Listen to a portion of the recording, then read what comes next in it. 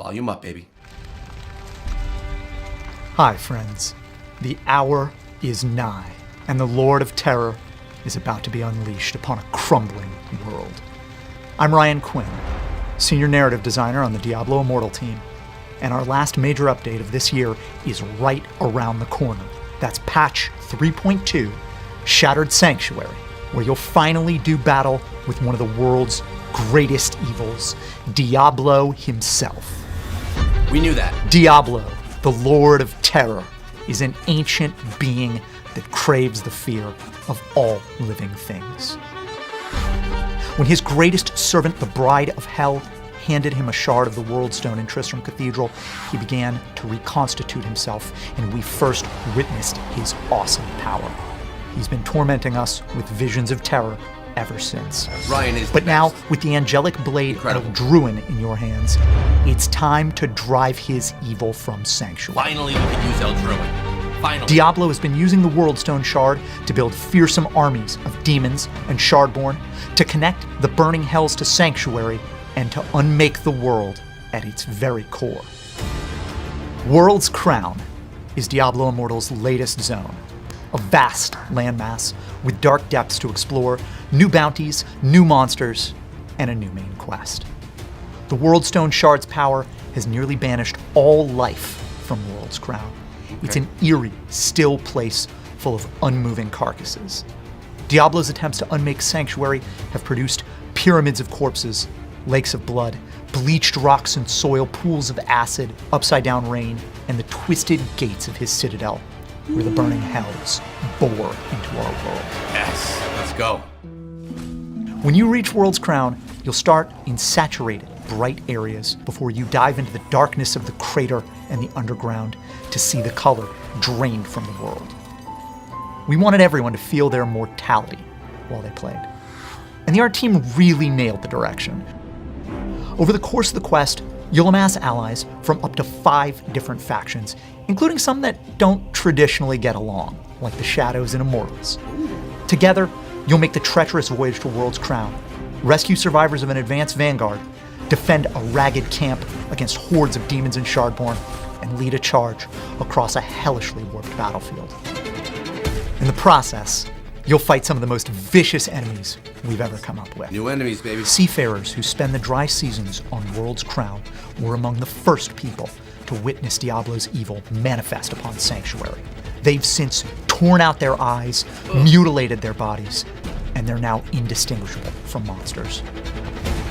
Meanwhile, Diablo's greatest cultists were rewarded for their service with bone armor and cruel tokens of dedication. There's an entirely new family of flesh-warping Shardborn, and new terror demons have surged up from the burning hells, along with our take on a Diablo 1 favorite, the Viper. These vile legions are led by 2 of Diablo's greatest servants, the Bride of Hell, summoner of his demon armies and leader of his cult of terror, and the fallen Prince Albrecht, whose body once played host to Diablo himself, and has since been twisted into the first of the Shardborn. Diablo and his legions of terror have never been this brutal. In Shattered Sanctuary, the Lord of Terror is fully reconstituted. This is the battle with Diablo. He has his army behind him and the unbridled power of creation in his claws. The battle with Diablo is the largest main quest boss fight we've ever made. Diablo has classic powers that you might recognize from Diablo 1 and Diablo 2, like Flame Circle and Lightning Breath. But he also has new abilities thanks to the Worldstone Shard, twisting reality, conjuring new life and new dimensions into existence, and transforming the battlefield in darkness.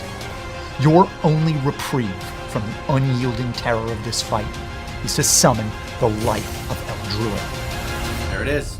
This battle with Diablo won't be limited to the main quest. He'll be a replayable boss challenge available after you've completed the story. Nice. You'll be able to take on Diablo with a 4-person party, and as you crank the difficulty up, you can earn new high-level equipment and Eldruin-inspired cosmetics. Let's go. Dungeons are some of our most rewarding and cinematic experiences in Immortal. Challenge And dungeons. for those that play them a lot, we want to make the replayability even more dynamic. In Shattered Sanctuary, we're tackling this with boosted versions that we call challenge dungeons. When you run a challenge dungeon, you'll get 1 to 2 randomly assigned dungeon modifiers. Game changers like erupting pools of magma, bonus globe drops, lightning fast enemies, and even a countdown that gives you extra rewards if you win in time. Whoa. So that's World's Crown, our new zone, the new main quest, challenge dungeons, and the fight with Diablo. We've got lots more in Shattered Sanctuary, of course. New legendary gems, 3 ferocious new Heliquary bosses, and plenty of gameplay updates. This epic clash with Diablo will be massive, and its ramifications will echo throughout Immortal's story next year and beyond as we change the balance of power throughout Sanctuary. But that's for another day. Until then, see you in hell.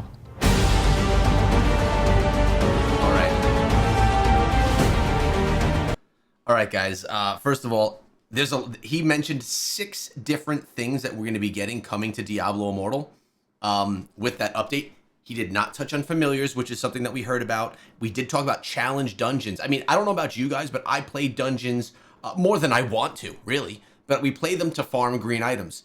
But now if we're going to be able to get different types of gear from farming these, that's going to be absolutely incredible. Now we're going to go through a little bit more in-depth to what was spoken about. And hopefully there is more. We were lucky enough to be able to watch this together with Ryan. By the way, Ryan is absolutely amazing. I love, he is the best storyteller for Diablo. Love this guy. Let's read through it together. The hour is here, update 2024. We're looking at December 13th when we're going to be seeing this. Using the Worldstone Shard, we got the World's Crown, Shattered Sanctuary's main quest, challenge dungeons, new Heliquary bosses, and 3 new legendary gems. So they talked about legendary gems in here as well. Let's look at the codex and see exactly what's going on. The Fated Duel, crank up complexity with challenge dungeons, meet your next nightmare, the Heliquary bosses, harness the power of legendary gems, Eternal War Mages on, and more details to come. All right, so this is not even going to be everything. I don't know about you guys, but I'm pretty hyped right now. Let's take a look. So this is the battle with Diablo himself. I love the artwork that Blizzard brings to all of this. Shattered Sanctuary is the next chapter in the main quest for Diablo Immortal, available to those who have completed the Crucible of Justice quest. With Eldruin, this is the sword that we got months back, still sitting in all of your bags right now. The Sword of Justice in hand, gather your allies and sail to a ravaged land in the far north. Here, a World's Crown, our largest zone to date. Nice. You will face Diablo in a high-stakes duel for the fate of Sanctuary. I will tell you guys this. When the update goes live, I will be live streaming my entire experience from Diablo, from the new zone and everything. I'm going to just do a multiple-hour live stream. I will be taking off of work to participate in that. Make sure you guys are there. Subscribe so you don't miss it. But before you can clash against the Lord of Terror, you must first fight through a vicious legion comprised of terror demons and cultists, Shardborn, and the Maddened. So essentially, all these enemies are coming together to fight and protect Diablo himself. The latter, Seafarers, and seasonal visitors to World's Crown were among the first gaze upon Diablo's visage and spiral into insanity. Now they're indistinguishable from monsters. All right, this is going to be an epic battle. Now, the problem with an epic battle only is that if it's just a zone, then just the zone may, how often do we replay zones, right? We hope that there's bounties in the zone so that we can do new bounties and revisit the zone, but that's not always the case. They did mention that Diablo was replayable, so I'm not sure how that's going to be, if it's going to be a dungeon that's going to be associated with it. We'll have to see a little bit more when they share more information with us on that. Crank up the complexity in challenge dungeons. If you think about Elder Rifts and Challenge Rifts have a leaderboard. You get your red materials to upgrade secondary gear. And they did mention that these are going to be enhanced rewards. Dungeons just became more rewarding and dangerous, so these are going to have a higher difficulty level. Shattered Sanctuary introduced boosted versions called challenge dungeons, which are higher difficulty versions for all Diablo's existing dungeons. When you begin a challenge dungeon, you'll be assigned 1 to 2 random dungeon modifiers, such as pools of magma, increased monster speed, or bonus globe drops. Your first challenge dungeon completed each week will provide a chest with a guaranteed set item, and all challenge runs will have a higher chance of dropping potent rewards. So 1 extra set item per week is not a big deal. Maybe for a casual player that's playing, well, casually, that extra green item is a big deal. For someone like me, I probably run, how many dungeons do I run? 50 dungeons a week? It's not a big deal to get that 1 extra green, but I will take it. And I'm really excited about the enhanced, more potent rewards. We are live streaming right now for anyone that's watching this as a video, and I see a couple of faces I want to throw out and say what's up to. I'm talking about Red October, Why Try, Sunday Games, which is Scrappy Academy. A lot of good people up in the chat. What's up, guys? Thanks for coming through. We're moving forward right now to meet your next nightmare, Dreadbirth Heliquary bosses. And I see 3 on the screen. We got 1, 2, which is on the thumbnail, and 3 Heliquary bosses. You know, we're as a group in the Scrappy Echoes, we're finally making our way through the Heliquary bosses at the highest of difficulties now, so it's time. Our combat ratings are there. We're ready for some new Heliquary bosses. Let's learn a little bit more about these. Some of the Lord of Terror's strongest allies have reared their aberrant heads in Sanctuary. All right, so let's just kind of go to these 3 new bosses and read through them. We have Vogmeric, the Tormentor, human skills, and angelic armor. There are a few of Vogmeric's favorite things. The demon stalks and tortures any human and angel unfortunate enough to enter his lair. Broken bones and crackled chest plates are kept from the coveted collection, while superfluous flesh is tossed to the maggots. But while Vogmeric enjoys collecting, you see that? Trophies from the victims' bodies, nothing compares to the thrill of the hunt. Defeating Morsagrai, the Fisher's Ruin, from the last group of Heliquary bosses unlocks Inferno 4. Defeating Vodmeric unlocks Inferno 5. So now that's really important information right there, how we progress to the next Inferno difficulties. Sometimes you may need a hard carry to get through these. Either way, that's how you get to the next Inferno difficulties. We have Mulgust the Molten. The demon Mulgust resides deep in the enormous volcano, slithering underneath a lake of lava. As of yet, no one has gotten close enough to the volcano to witness Mulgust in its entirety, but their presence is made painfully aware through the plumes of magma that erupt from the volcano's may. Villages surrounding the volcano hold charred bodies frozen in time, their hands held high in disbelief as Mulgust sets fire to the rain. And then defeating Mulgust unlocks Inferno 6. So that's one that we're probably not going to be interacting with for a little bit because we just don't have that combat rating as of yet. Then we have Dospray Southern Shade. When the sun casts its first shadow on Sanctuary, Desbray was born. Ancient as the night itself, Desbray lurks within the bowels of the earth, birthing abominations of darkness to infest the lands. Her children roam all of Sanctuary in search of prey, carrying Desbray's message far and wide within every kill. Darkness is as inevitable as death. Sorry guys, this is my first time reading through this. Okay. These Heliquary bosses are going to be cool. I don't need to read through the lore of them, which we actually just did, but that's what they're all about. We'll get more excited about them when we actually can see them, when we can actually battle them. New legendary gems. It was mentioned by Ryan that we have 3 of these incoming, or actually it was mentioned in the patch notes. And we have seen a little bit leaked regarding the 5-star. Let's take a look. Dealing damage grants you Ascendance for 6 seconds, increasing your evasion rating by 12% and causing you to unleash 3 blasts of wind at random nearby enemies every second, dealing 110% base damage, plus 486 to enemies they hit. Enemies struck by multiple blasts take 75% reduced damage from subsequent hits, can occur more often than every 20 seconds. Keep in mind, these are the gems at rank 10. Most likely, realistically, the majority of us will not be able to get this gem to 5 stars. Not right. To rank 10.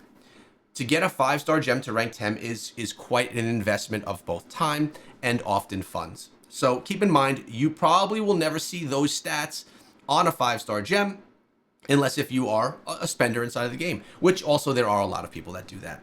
Now, Mercy's Harvest, a 2-star gem, much more attainable to get ourselves up to rank 10. Damaging enemies below 30% life conjures a scythe-wielding Reaper to cleave through nearby enemies, dealing 145% base damage and 587 to enemies within the area. Additionally, enemies slain by the Reaper increase your damage done by 2% for 30 seconds, stacking up to 6 times.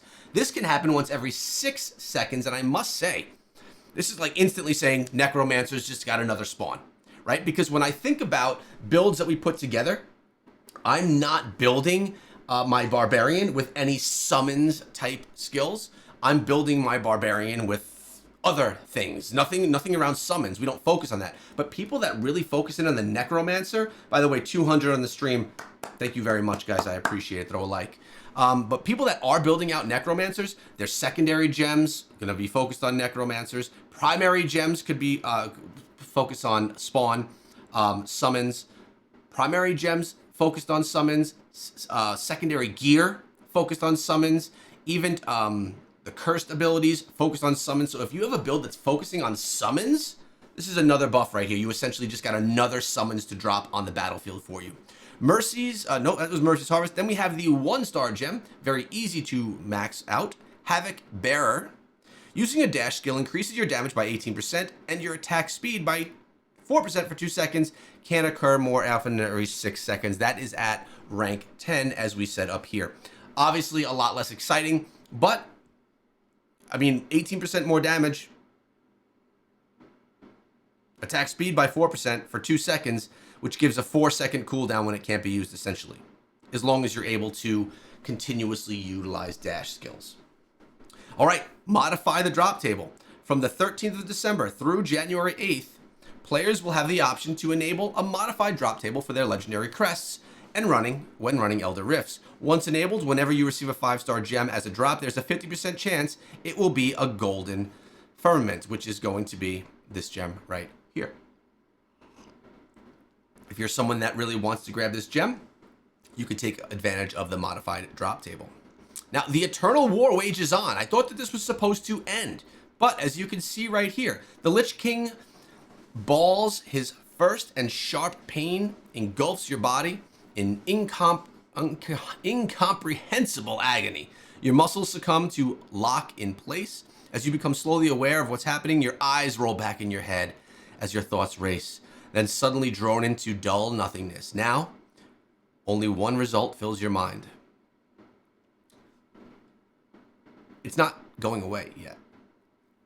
By decree of the Lich King, the Eternal War Fallen Citadel Dungeon, Cutthroat Basin, and Mornskull Gem, the Mornskull that everyone's been in love with, of the Eternal War event that's going on, are now running until December 31st. You guys have essentially another another 26 days with the ability to get this Mornskull gem up. Remember, once this is all over, the only way you can upgrade the Mornskull gem is with Telluric Pearls.